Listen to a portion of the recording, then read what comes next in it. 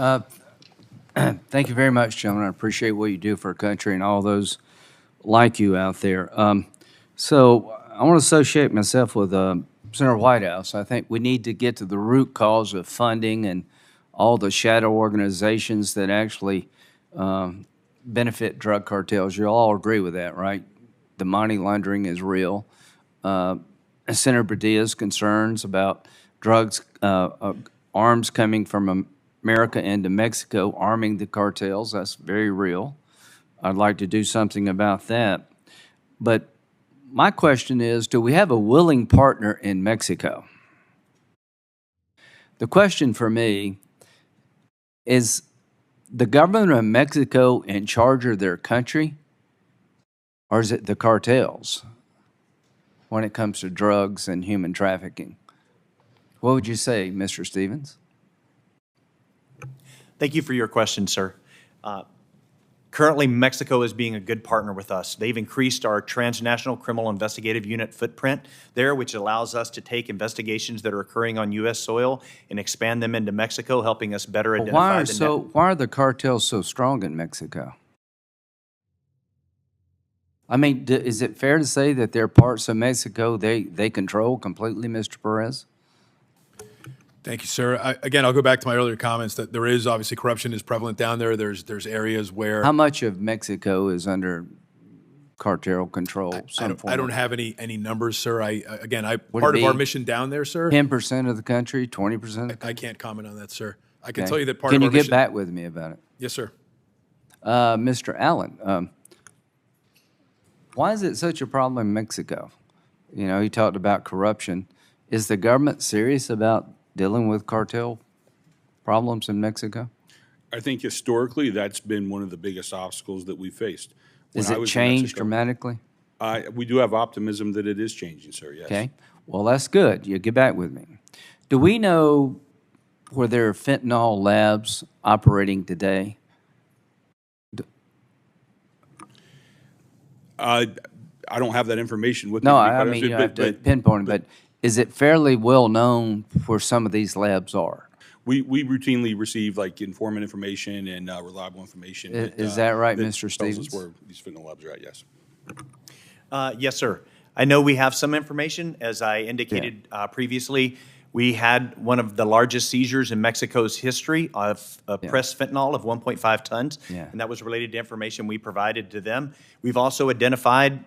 You provided it to them? Yes, that is correct. Okay. Mr. Perez, has there ever been a joint operation between the United States and Mexico where we partnered with them and went into Mexico to take down a drug lab? Yes, sir. I'd say we've partnered with them more on the intelligence piece. Obviously, Mexico's... No, I'm talking about going down and actually taking the thing down. Where we are physically there conducting operations, sir, I'm not familiar with any. So how many people a year die from fentanyl poisoning coming from Mexico, Mr. Allen? Fentanyl poisoning itself, tough to say. The number of people that passed away in 2023 from drug overdoses and drug poisonings was about 107,000. Approximately 70% of that is related to fentanyl, sir. Okay, so that's a lot of people, right? It's more than Vietnam, Afghanistan, and Iraq combined. Just hear what the gentleman said. It's more than all those wars combined.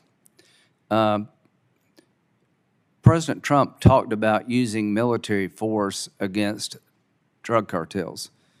Do you think that would help, Mr. Allen? Sir, I can only speak for my position as Special Agent in charge of L.A. Okay. Those are decisions made at the Department of Defense and DA headquarters. Yeah. I'm not prepared. So he's openly talked about taking down some of these drug cartels and laboratories by using military force. I would encourage him to keep thinking that way. Generally speaking, is Mexico the problem or the solution, the government, when it comes to drug cartels? Mr. Allen. I think they're in a unique position to be both. Well, generally speaking. Generally speaking, that's where it comes from, sir. So that would be Mr. Stevens? I agree with the same comment. I think they're uniquely positioned to be both. Well, are they more the problem or the solution? I think they can be both. No, I that's think not the question. You got to pick. Do you know? I would say right now they're a solution for us. They've been actioning our information. We've provided them. Okay. Mr. Perez, do you agree with that? Yes, sir, I agree with that, and their cooperation is the solution. I will also say that many, So you think the Mexican government is providing solutions to the cartel problems? they are providing solutions, yes, sir. They could provide more. There's more capacity there, and we're trying to build on that. I will also say that members of the Mexican law enforcement have died serving action on behalf of the United I States appreciate government. that. So we had testimony about a month ago, quite the opposite. Just seems to me that they're